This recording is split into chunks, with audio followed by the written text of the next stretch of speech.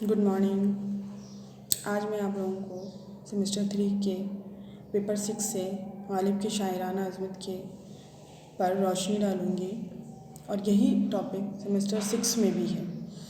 तो गालिब के बारे में जब भी हम पढ़ते हैं, जैसा कि हम जानते हैं कि गालिब जो है वो उर्दू ज़ुबान के सबसे बड़े शायरों में से एक समझे जाते हैं। उनकी शायरी का कमाल ये था कि इंसानी नफ्सियात की गहराई को उन्होंने बड़ी ही सादगी के साथ अपनी शायरी में बयान किया था। गालिब का असल नाम जो था वो था असदुल्ला ख़ान और उनका लक़ब था वो था नौशा। इब्तदा में गालिब असद तखल्लुस करते थे, लेकिन जब ये सुना कि कोई और शायर असद तखल्लुस रखते हैं तो ख़ुद को मुमताज़ करने के लिए उन्होंने गालिब तखल्लुस इख्तियार कर लिया। गालिब की पैदाइश 27 दिसंबर 1757 को आगरा में हुई थी।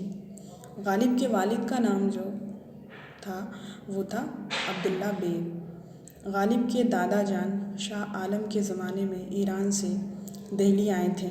1801 में जब गालिब की उम्र 4 साल की थी तो गोली लगने की वजह से उनके वालिद का इंतकाल हो गया था, जिसकी वजह से उनकी परवरिश जो वो उनके चचा जान मिर्ज़ा नसरुल्लाह बेग ने की थी। गालिब के उस्तादों में शेख मुअज़्ज़म और अब्दुल समद माने जाते हैं।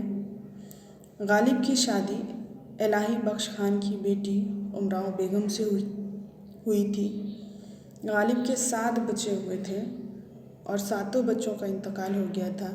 उसके बाद उन्होंने अपनी बीवी के भांजे बाकर अली को गोद लिया था। गालिब ने दिल्ली का सफ़र 1812 में किया था और तकरीबन 50 साल तक वो दिल्ली में ही रहे।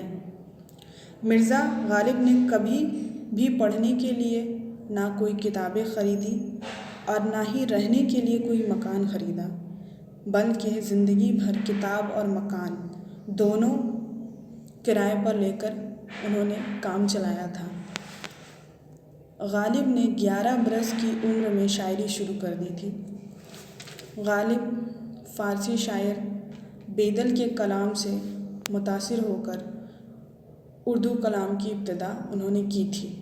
गालिब को अपने उर्दू कलाम से ज़्यादा अपने फ़ारसी कलाम पर बहुत ज़्यादा फ़ख्र था और उन्हें अपने फ़ारसी कलाम भी बहुत ज़्यादा पसंद थे।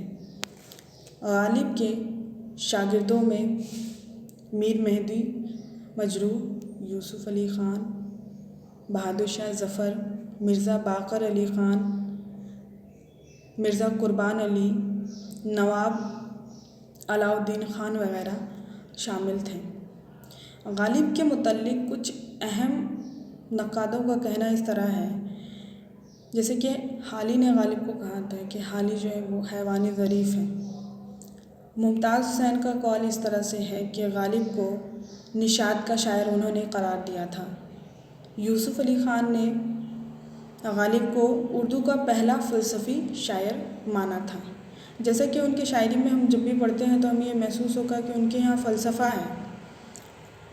उसी तरह से अब्दुल रहमान बिजनौरी का कौल था कि हिंदुस्तान की 2 अलहामी किताबें हैं, एक वैद मुक़द्दस है और दूसरा दीवाने गालिब है।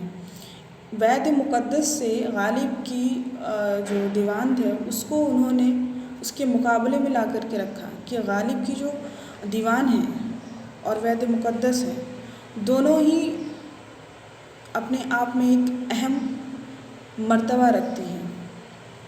मिर्ज़ा गालिब के शायरी से मुतल्लिक़ भी अब्दुल रहमान बिजनौरी ने कहा था कि मिर्ज़ा गालिब के लिए शायरी मौसीकी और मौसीकी शायरी है। जैसा कि हम लोग सभी जानते भी हैं कि गालिब ने सिर्फ़ शायरी ही नहीं की थी, बल्कि उन्होंने 2 ख़ुतूत भी लिखा था और उनकी 2 ख़ुतूती मजमूए का नाम इस तरह से है। पहला है उनका ऊद हिंदी और दूसरा है उर्दू मौला।